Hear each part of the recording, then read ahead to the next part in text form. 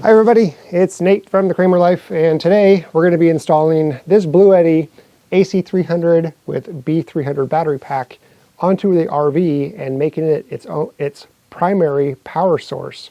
We do have occasional power outages from the local electric company, and Katie and I wanted to kind of test the waters into getting into off-grid with power, and Bluetti wanted to help with that. So we're going to be installing this unit here, and I'll be talking through about its features and what it's capable of doing, how it's set up, and some of the pros and cons with it.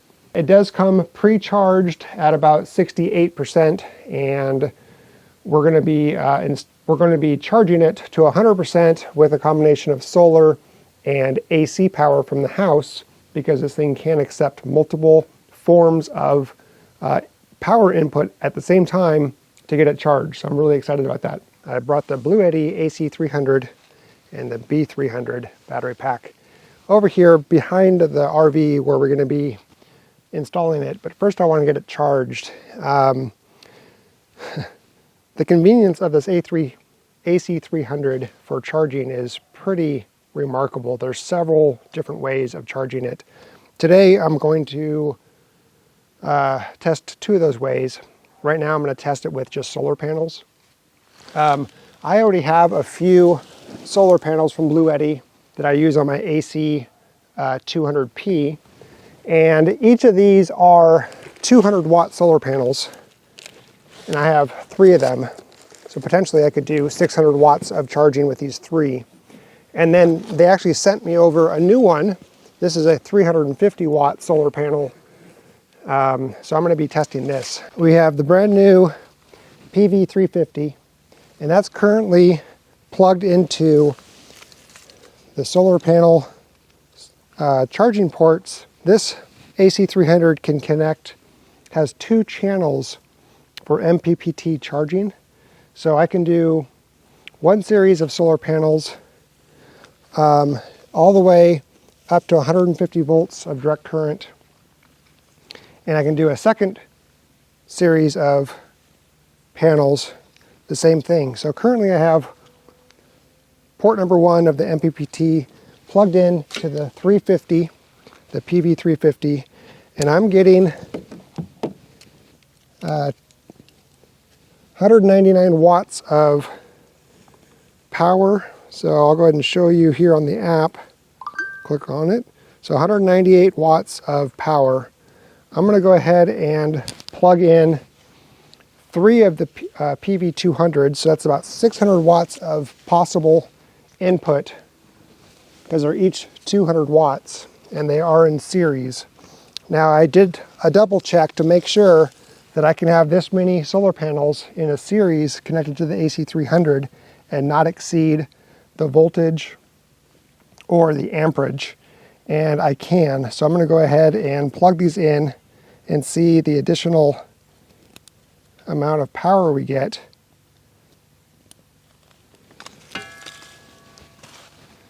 All right, now we are getting, it says 184. I think we should be getting more than that. 382 according to the 390, 400 watts. So let's click on the app again. The app, I'm not too thrilled about the app. Okay, here we go. 388 watts of power coming in, 381, 370. So it's fluctuating a little bit, but we're essentially getting 171 watts from the PV350 and 213 watts from these 3 PV200s. I want to go ahead and get this AC300 and the B300 battery pack charged, so I'll use these solar panels to do that. Currently we're at 69%, and it is 2 o'clock in the afternoon, so I'll get back to you when we have this thing charged, and we'll get it set up on the trailer, or on the RV. This thing was charging with the PV350 and 3 PV200 solar panels for about an hour, maybe a little bit more than an hour. and we got up to 76% charge. So it's still going to need some more charge, but it's certainly enough to connect it to the RV and start powering some of the items in the RV. But first, what I want to do is go ahead and use one of the second methods of charging. That is from grid power, and there's an adapter for that. So let me go grab that and we'll get that hooked up.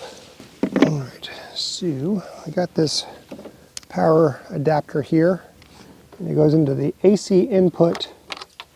It can go all the way up to 30 amps, but this will just be a 15 or a 20 amp, actually just a 15 amp input.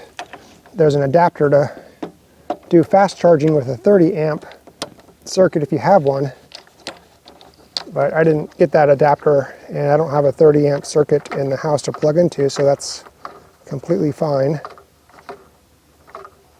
All right, so this guy goes there, and then I'm going to go ahead and connect my power from the house. And so now we should be seeing on the app, yep, we're getting 1.8 kilowatts of charging from the app. We already jumped up to 77%. I realize I plugged into the wrong cable. There we go. All right, we should now be getting grid power. There we go. 683 watts. Interesting that the other one was so much higher. There we go, 1.6 kilowatts. All right, so it's at 91% charge already, which is great. So we'll let that just continue to charge. Meanwhile, I want to set the mode of the UPS on this thing. So there's 3 modes of UPS, or uninterruptible power supply. There's standard, there's timed, and there's PV priority. Standard means that this will kick in if grid power goes off. So it'll constantly run from this power to power whatever is running this, whatever's plugged into this rather. And if grid power goes off, it immediately kicks over to the battery power. Timed means that you can set a timer to when it'll charge from grid power, and when it'll run off of batteries. For example, if grid power is cheaper in the evening, you can have it run during the day and then charge at night with grid power. Then there's PV priority, which means that it'll always be running from the batteries here, powering these connections in the RV from the battery and charging from the solar panels. And in the case that it needs to do a quick charge or it gets down to 30%, it'll kick into the grid. So I'm going to go ahead and leave it at standard for now. I'm going to let this thing charge up, but I am going to go ahead and get the RV hooked up so we can get things powered back on and give this thing a test. The cables to RVs are massive. The thing is just huge, but it's because you can run 50 volts. No, I'm sorry, 125 volts, 250 volts, and it's a 50 amps circuit. So it's a hefty cord for sure.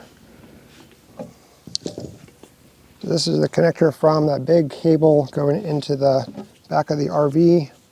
And this is going to be an adapter going from a 50 amp connector to a 30 amp connector. And that's what this is right here. It's a 30 amp plug. Oops, get it all dirty. So let's go ahead and plug this guy in.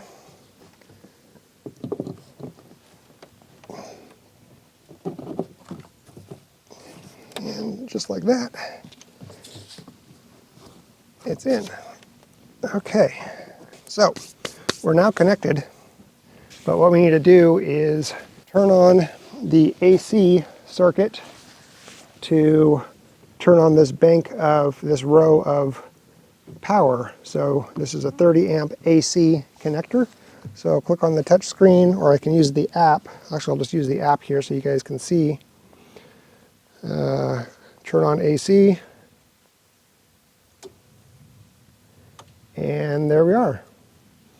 So now we can see from the app that we're getting 1.2 kilowatts of power from the grid and something is pulling 532 watts, now 780 watts from this connector, 1.1 kilowatts from this connector now.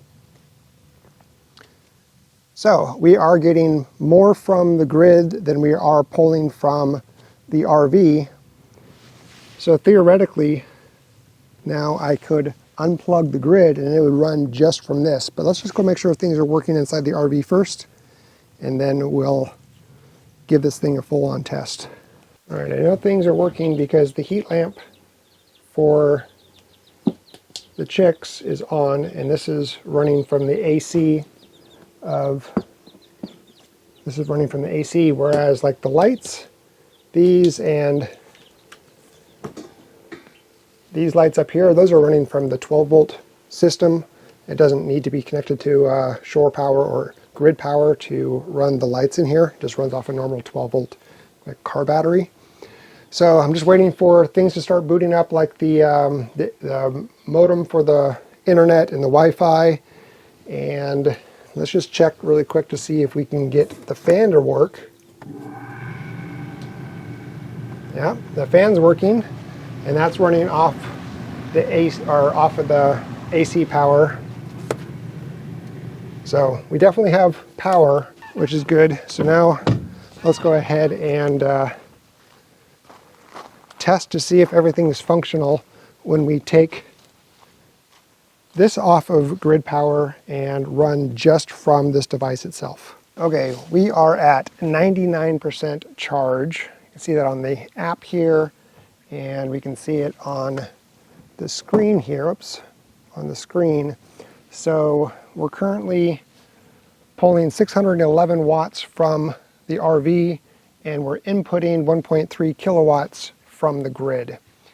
I'm going to go ahead and disconnect this from the grid, from the wall outlet from the house, and we're going to run just off of this 100% and do some testing inside to make sure that things will operate, and then we'll put it back on grid power to recharge the batteries and see how low the battery capacity got with all of our testing. So let's go ahead and unplug that, and we should see now that we have 0 watts coming from the grid. You can see all that on the app. We're at 99%. Let's go inside and do some tests. Okay, first thing I want to do is test the AC, the air conditioner. Let's see if that works. So I'm going to turn it on to fan right now. Fan is working, and we're pulling 910 watts off of the Bluetti. I'm going to turn the air conditioner on, cool mode. There we go.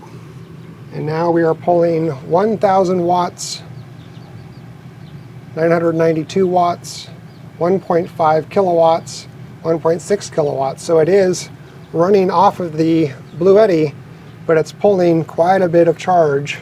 So we'll see how far the battery lasts with this. I'll go ahead and turn the air conditioner off. Let's go test the and start.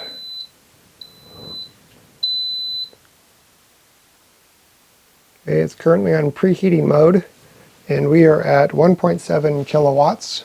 I wonder if we can run both the Instapot and the mixer at the same time. Let's see. Oops.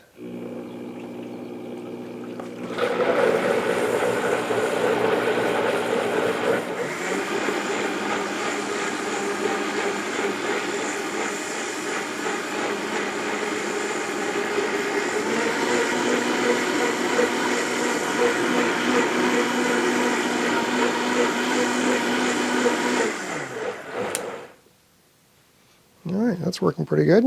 That is a space heater. Katie uses that. Let's go ahead and turn off the Instapot. Katie uses that on a nightly basis all the time. So let's go ahead and test to make sure that that's going to still work.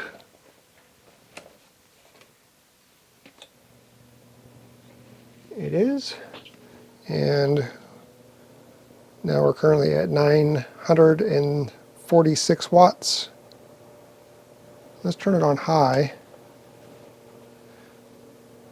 1,400 watts, 1,500 watts, 1,600 watts, 1,800 watts,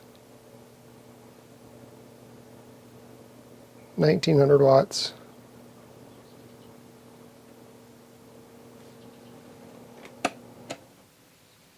A real-world scenario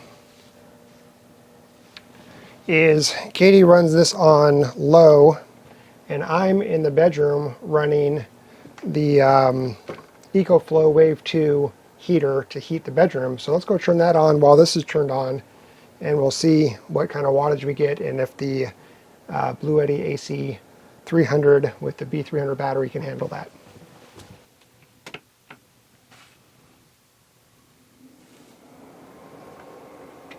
Let's crank that heat up.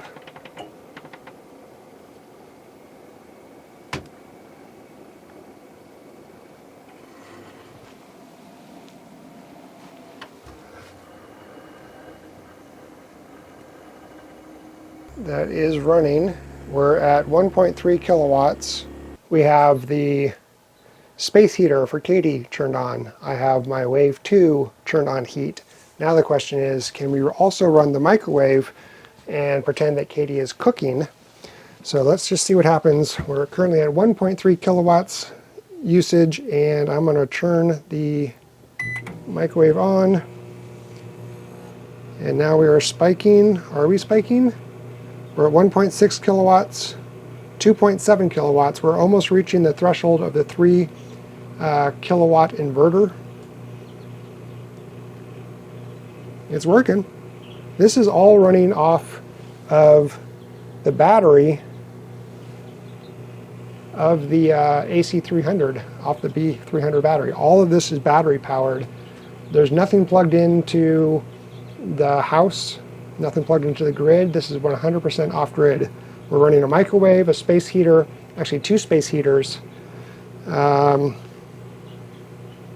pretty impressive. Now, other things that are running, that brought it up to 3.1 kilowatts. So it looks like it has the ability to go over the 3,000 kilowatts if necessary. Not sure how long though. So from that little bit of testing that we did, where we ran space heater, 2 space heaters at the same time, a microwave, we tested the air conditioner, we tested a Instapot, we tested a mixer. All of that brought the battery percentage down to 90%. So this is a 3,072 watt hour battery, which means we can run a 1,000 watt appliance for 3 hours. It's going to be slightly less than that because you don't get full usage. I think you probably get like 80% use out of the 3,000 watts. I'm kind of guessing there. I may not be accurate there. But basically, we can run a 1,000 watt appliance for 3 hours. We could run a 100 watt light bulb for 30 hours. So this is not going to power our RV and all the stuff that we do late at night, for example, when we need to heat something or when we need to cook. It's not going to power it for 12 hours until the sun comes back to recharge the batteries. And it would if we attached more of these B300 batteries to increase the battery capacity. We would probably need to go to at least 6,000 watt hours, if not the 9,000 watt hours by having 3 of these batteries, and it can go all the way up to 12,000 watt hours. If we wanted to run 100% off grid, we would need to increase the number of these B300s connected to this AC300. But what we just found out with the AC300 being a 3,000 watt inverter, it will power all of the things that we do on a daily basis simultaneously. So we could run the AC and run the microwave if we needed to. We could run the space heaters and the microwave if we needed to. Now keep in mind, the refrigerators, we have 2 refrigerators in the RV. Those are both running off of this. The light system, even though it's run off the 12-volt system, it needs to continually charge the 12-volt battery. So that inverter is running off of this. Now, the way that we're going to be using this is we're going to be using it as a battery backup. So we're going to continually plug it in to grid power here. And the batteries will stay charged by the grid, but they'll also be charging from solar panels. And we will be putting solar panels on the top of the RV, and the main way to charge this battery, to replenish the charge on the battery, is going to be from solar. So in essence, we're going to be semi-off-grid. We'll be able to maintain power on the RV if power goes out, and the batteries will replenish mostly from solar, but if it needs to, it can replenish from this grid power here. So this will suffice, this will meet our needs for making sure that we have power so we can have internet, we can have KD being able to work, we can cook, we can keep heaters going if it freezes, if power goes out. That's the main purpose of this. So right now, I'm very impressed with this thing, and I do know, even though it's limited to 3,000 watt hours, which will not sustain us for an entire night, it will sustain us for several hours if power goes out, which is great. So let's talk about a couple things on this AC300 and the B300. So first of all, you'll notice that there are several ports to plug into. We have 1, 2, 3, 4, 5, 6 20 amp 120 volt plugins, and then one 30 amp 120 volt plug-in. The AC300 is capable of doing 240 volt split phase bonding if you put two of them together. So one would do one side of the 120 or the 240, and the others would do the other side of the 120, making it a 240. But you need two of these, and then that would mean that you would need to have another B300 as well. But the way it's set up here is just 120 volts. This thing is a 3,000 watt inverter. It will surge up to 6,000 watts. The battery is 3,072 watt hours. The AC300 can connect up to 4 of these batteries for a total of 12,000 watt hours, which is a significant amount of storage capacity and energy for use. The battery inside of the B300 is an LiFe PO4 battery with 3,500 life cycles at up to 80%, 3,500. So if you were to deplete this and recharge it to 80% every single day, you would be able to do that for 10 years. There's 354 days in a year. It has 3,500 life cycles. This battery can cycle down and recharge up to 80% every single day for 10 years, and it'll still hold a charge and still be good. As I mentioned before, this thing can act as a battery backup, and that's how we are using it, as a battery backup, and there are 3 modes on the battery backup. This thing has the ability to do 2,400 watts of input through solar panels. You can also charge this thing from the grid, and that will do up to 3,000 watts from the grid. You can actually combine those together. You could have 2,400 watts of solar panel plus the 3,000 watts of grid power charging this thing for a total of 5,400 watts of charging, which will make it very quick to replenish all your batteries. It doesn't end there with your ability to recharge this thing. There's actually 7 ways to recharge this, this device. Number 1, you can do it from grid power. You can do it from solar. You can recharge from your car.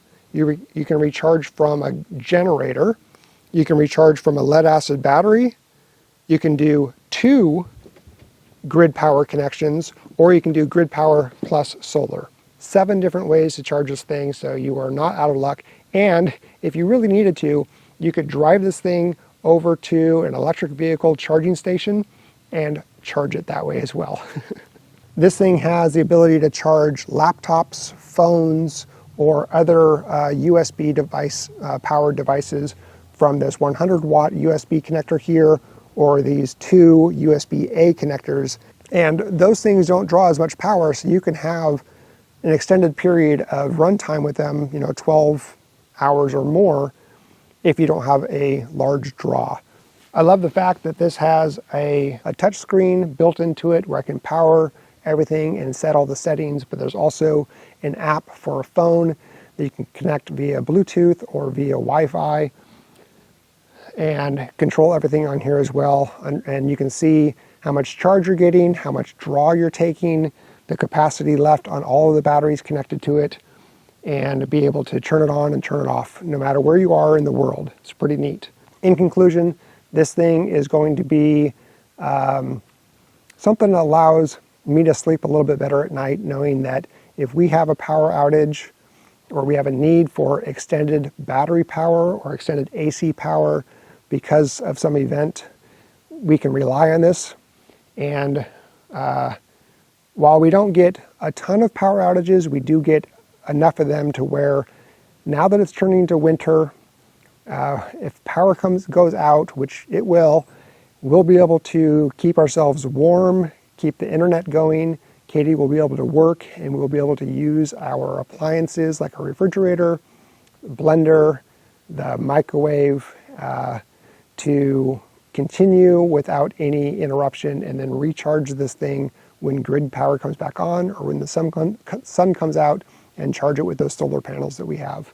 So this thing is a beast, and if you are needing something like this, maybe not this big, they have several different models that range from small ones that you can just take in your car for emergency uses to something that you can actually power an entire home with, like this one here. This will power an entire home. Go check out Bluetti at bluetti.com or use the link in our description below. Up, there we go. Okay, and then down.